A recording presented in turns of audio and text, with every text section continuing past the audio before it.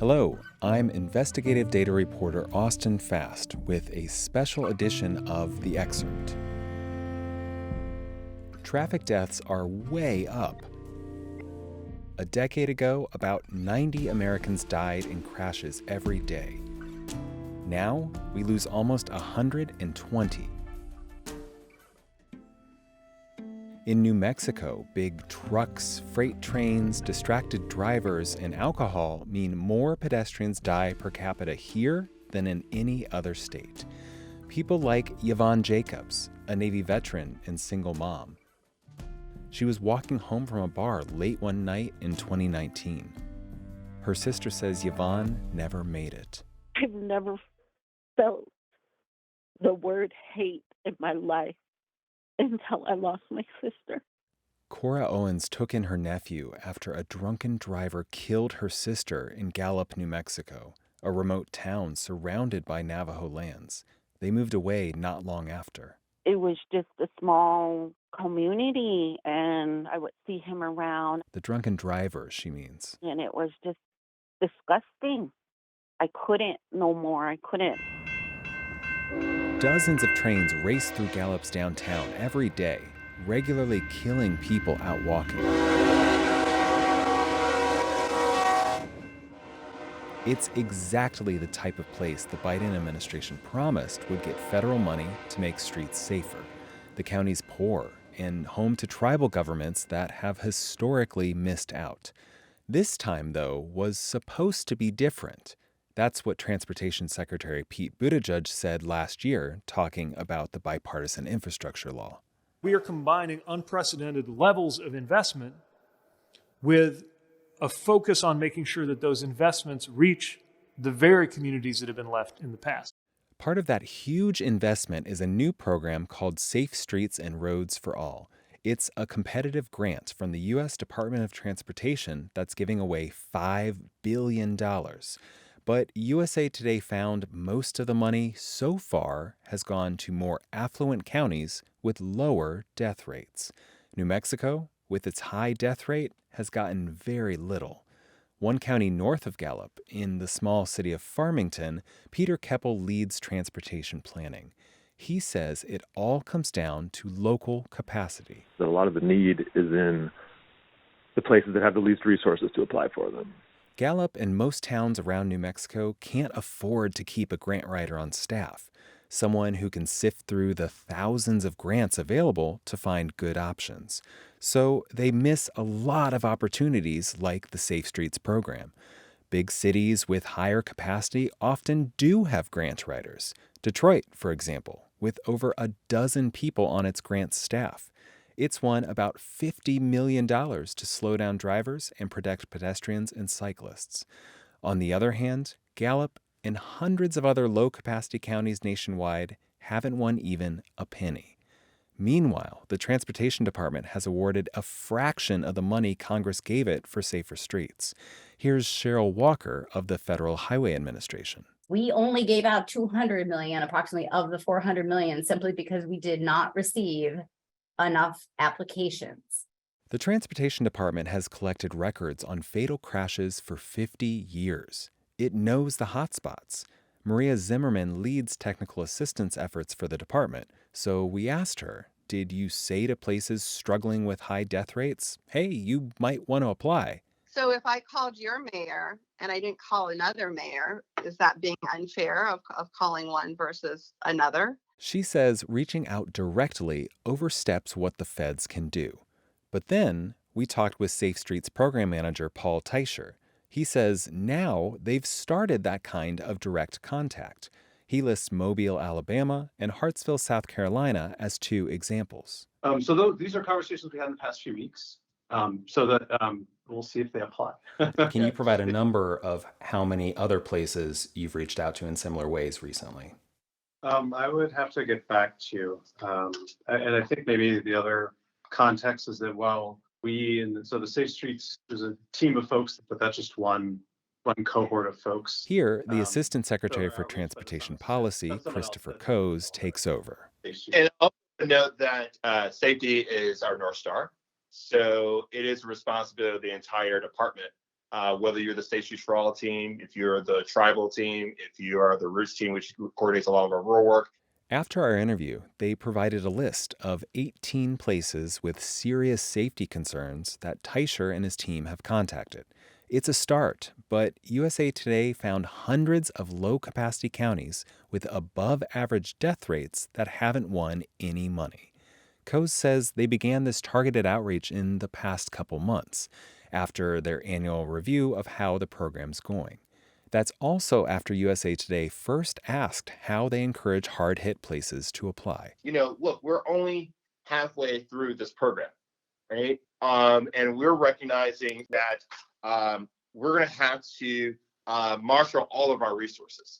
And so for us, is hopefully our data can help us fill the gaps and understand where we need to target our limited resources. And Coase says other teams within the department help.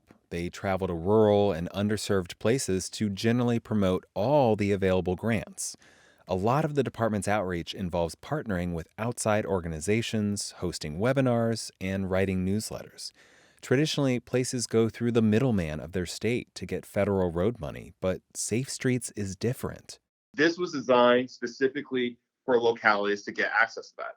Coase says hundreds of the new Safe Streets recipients had never gotten a grant from the department. They even simplified the paperwork to make it easier to apply. But without direct outreach to hard-hit places, they still couldn't convince enough communities to apply to use up all the money. Gallup's chief financial officer, Patty Holland, says Washington's message about Safe Streets never made it to her desk. Gallup has plenty of safety projects on its to-do list, but they can't keep a grant writer on staff. We just don't have the time to reach out and look for these. And even if they put us on the email list, we're really not going to recognize a lot of it because there's just too much in our email. And it's not just New Mexico. USA Today found crash hotspots all across the country missing out on this money, especially across the South. Florida is one of several states the Transportation Department says it's now targeting. On a rural road outside Tallahassee last fall, 25-year-old cycling champion Jake Boykin was on a final training ride before a big race. A drunken driver hit him and drove off, with Jake's bike stuck to the front of his pickup. Back in New Mexico, Jake's parents, Kim and Ken Boykin, got a knock on the door at 1 a.m. They called us back and said there was nothing that they could do, that he wouldn't make it through the second surgery. So we asked to have the phone put by Jake's ear, and Sister and put her phone next to our phone, and we all got to pray with him and tell him how much we loved him. They let us talk for as long as we wanted. And then they called back later to let us know that he'd gone home.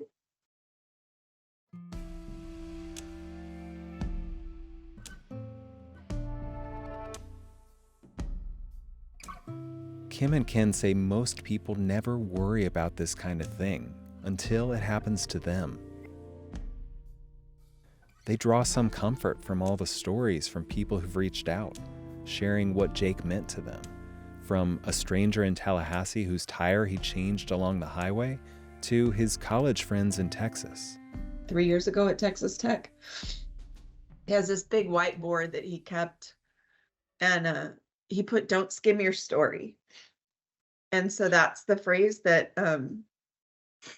that's just kind of Jake, live life to its absolute fullest. That's exactly who he is. Ken has tattooed Jake's motto, "Don't skim your story," on his arm to honor his son. And now they want others to realize the dangers of drunken and distracted driving. These deaths are so senseless and so preventable. In New Mexico, I feel like there are a lot of roads that don't have bike lanes, that don't have sidewalks, and I think infrastructure would be huge, especially in Cruces. That's Las Cruces, New Mexico, Jake's hometown. It's hours south of Gallup, and they've won nearly $1 million to study ways to make the county's roads safer. Good morning, sir. Could I take a moment to tell you about our petition? It's for safe driving here in our community. Barbara Toth's husband, Jim, almost died when a teen driver in a pickup truck sent him flying off his bike a few years back. Toth and her team of volunteers are making the rounds through the Las Cruces Farmers Market, collecting signatures to demand change. She doesn't have patience for local leaders who say they can't afford to make streets safer. You don't have a leg to stand on if you say you can't fund this or you can't do this or whatever. There's millions of dollars out there specifically for this. And Toth's not the only one campaigning for road safety in Las Cruces.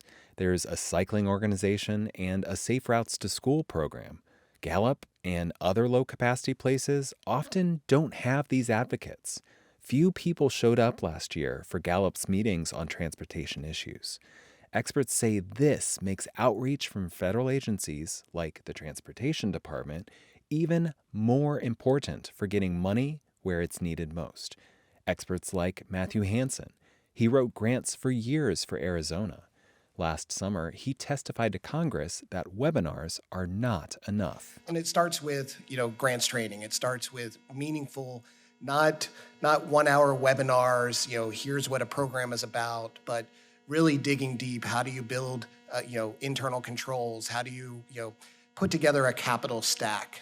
Most federal grants set aside a small part to cover costs so agencies can administer their programs. For Safe Streets, it's $100 million. Coase says the majority of that isn't going to potential applicants.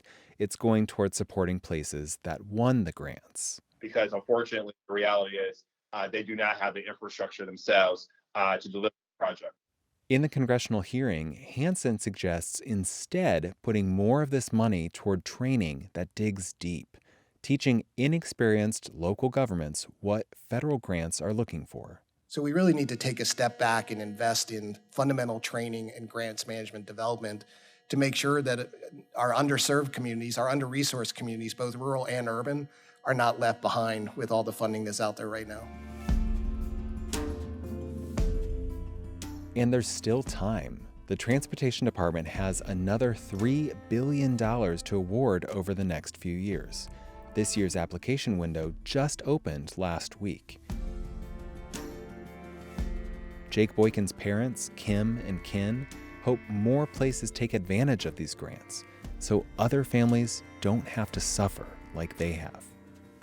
We all kind of live in our own little worlds and we don't think about it until it hits home. And it's just so unnecessary. This death is unnecessary. And it's just so preventable.